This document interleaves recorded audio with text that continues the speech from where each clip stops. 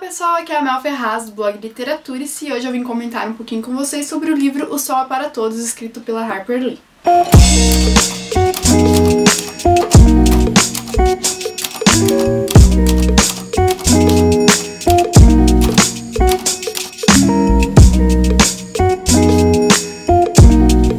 Bom, O Sol é para Todos é narrado pela pequena Jean Louise, que é chamada por Scout, pelas pessoas que conhecem ali, que são próximas a ela.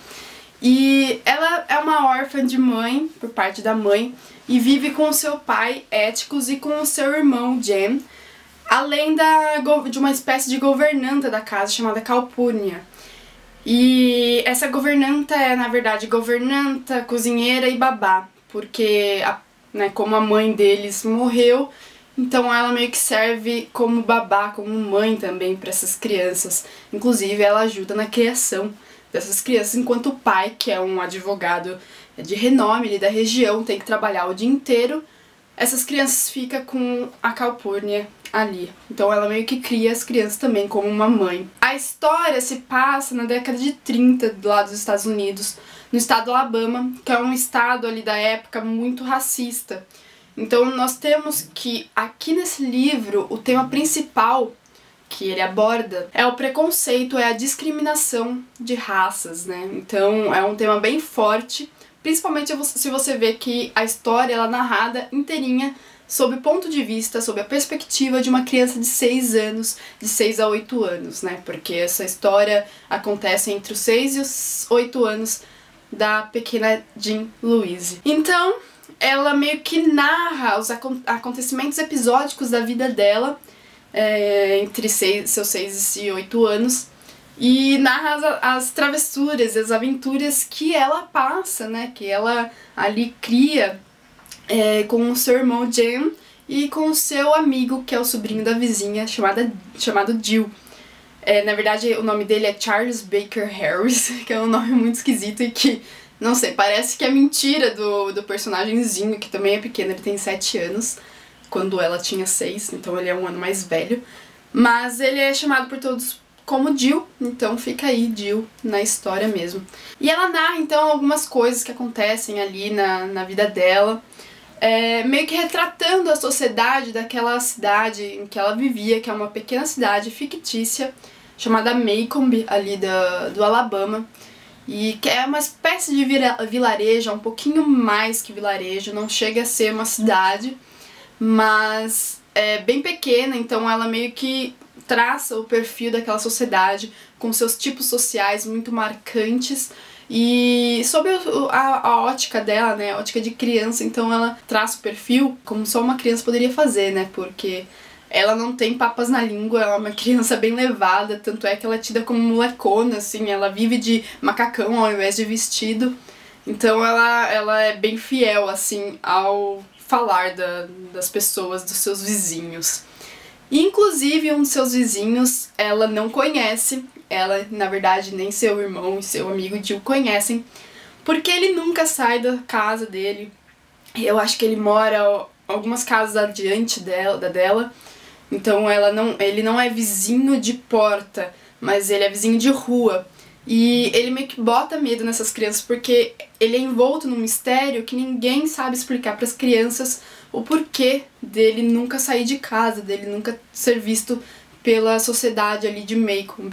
Então, essas crianças traçam um perfil meio que fantasmagórico, meio que, né, com terror ali, com um quê de terror sobre esse vizinho deles. E eles meio que apelidam ele de Boo Radley. Na verdade ele se chama Arthur Radley, mas, né, como essas crianças têm uma imaginação bem fértil, elas apelidam ele como Boo Radley. E elas têm medo de passar na frente da casa dele, elas saem correndo quando tem que passar pela frente da casa dele.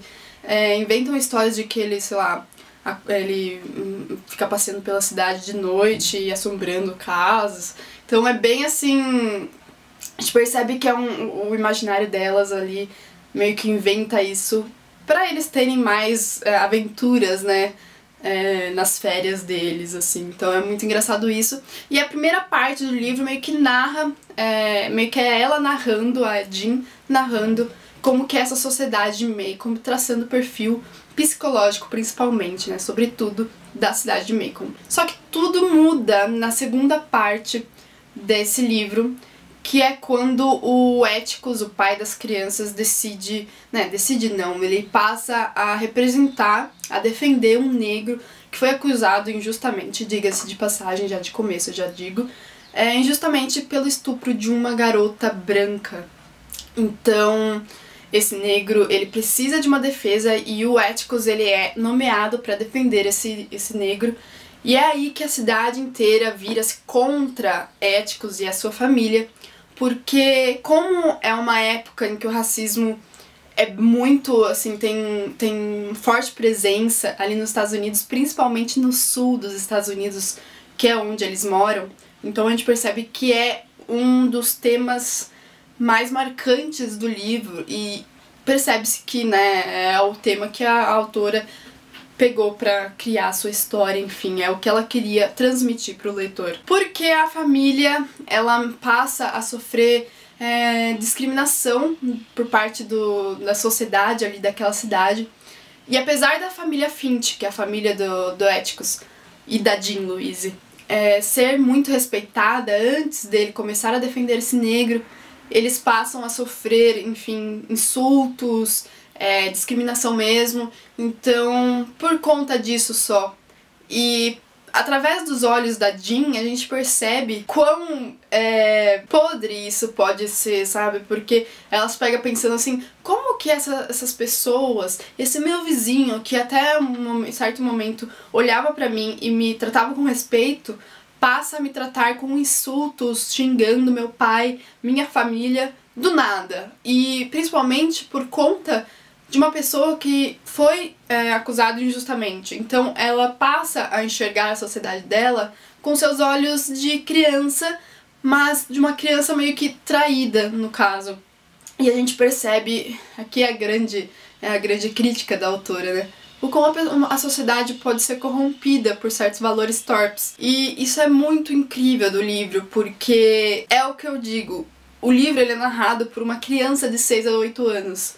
E isso deixa tudo mais contrastante, sabe? E através desse contraste é que a gente vai ter a grande crítica aqui do livro. Então, essa segunda parte meio que trata sobre isso, inclusive tem a parte do tribunal, né?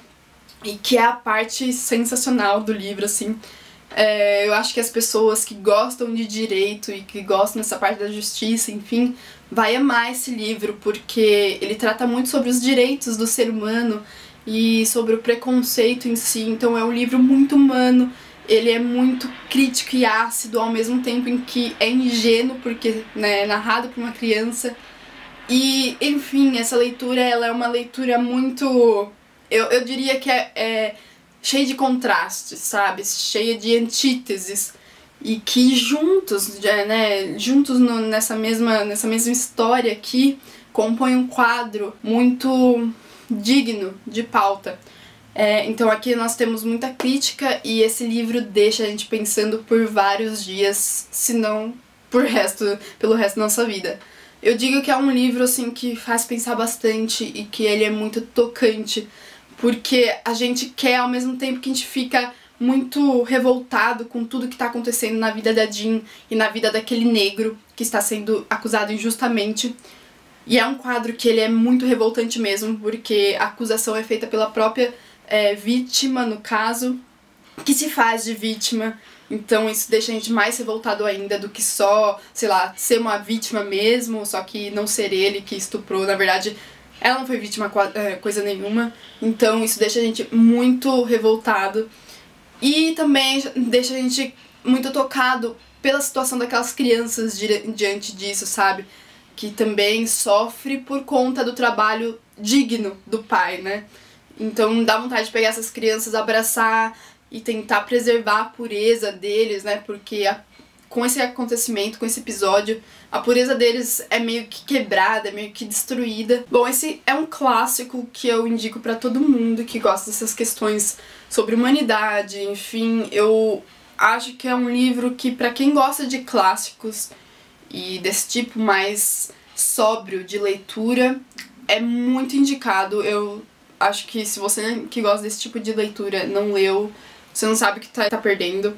Eu demorei alguns meses pra ler esse livro, porque eu comprei em agosto do ano passado, se não me engano, só fui ler em janeiro, fevereiro. Então, eu demorei bastante, eu me arrependo por isso. Porque esse livro, ele foi escrito em 1960 e logo em 61 ele ganhou o prêmio Pulitzer, que é um grande prêmio lá dos Estados Unidos, dado para obras excelentes da literatura, assim como da música e do jornalismo também. Mas ele ganhou como ficção e isso já diz muita coisa sobre o livro. Ele é um clássico extremamente incrível, extremamente humano da literatura norte-americana e eu indico pra todo mundo que gosta desse tipo de leitura. Ele tem uma escrita mais sóbria mesmo.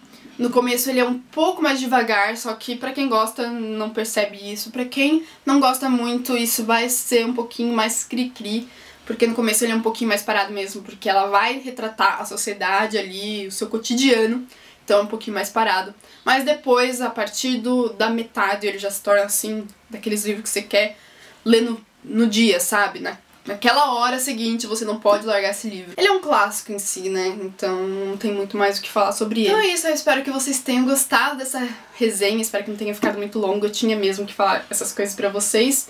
E muito mais, na verdade, eu tô deixando muita coisa pra trás, que eu sei que eu vou deixar. Mas eu vou tentar fazer uma resenha escrita mais completa, então quando eu sair eu vou deixar aqui na descrição pra vocês a resenha escrita desse livro. E é isso, eu espero que vocês tenham gostado, não deixem de ler O Sol é para Todos, que é uma leitura excelente. E até o próximo vídeo. Se vocês gostaram dessa resenha, deem um like aqui pra mim no vídeo, se inscrevam no canal e até a próxima. Tchau, tchau!